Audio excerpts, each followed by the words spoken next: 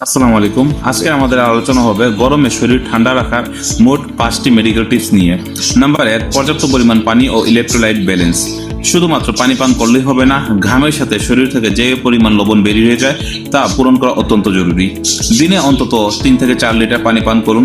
ডাবের পানি বা হালকা লবণ চিনি মিশ্রিত শরবত ইলেকট্রোলাইট ব্যালেন্স ঠিক রাখতে সাহায্য করে। তবে অতিরিক্ত চিনিযুক্ত পানীয় বা সোডা এড়িয়ে চলুন, কারণ এগুলো শরীরকে আরও ডিহাইড্রেট করে তোলে। নাম্বার 2, সঠিক সময়ে গোসল ও তাপমাত্রা নিয়ন্ত্রণ।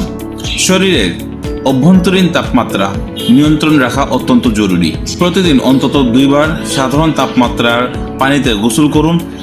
খুব বেশি ঠান্ডা পানি ব্যবহার না করাই ভালো, কারণ এটি রক্তনালীর সংকুচিত করে, যা তাপ নির্গমে বাধা দিতে পারে। সম্ভব হলে ঘাড়, বগল এবং কপালের ভেজা কাপড় দিয়ে মুছে নিন।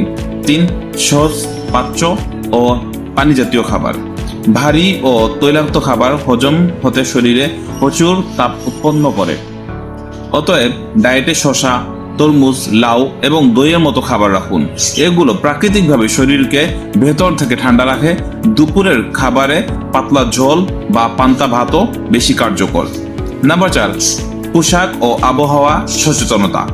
আপনার পরিধেয় পোশাক শরীরের তাপ বিকিরণে বড় ভূমিকা রাখে। গাঢ় রঙের পোশাক তাপ শোষণ করে, তাই হালকা রঙের ঢিলে ঢালা সুতির পোশাক পরুন।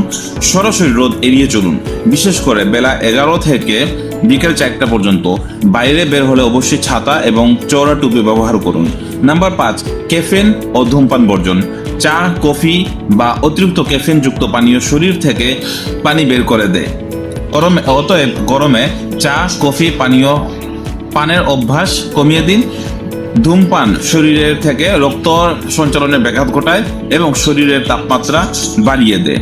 তাই এ সময় এসব এড়িয়ে চলাই অত্যন্ত জরুরি।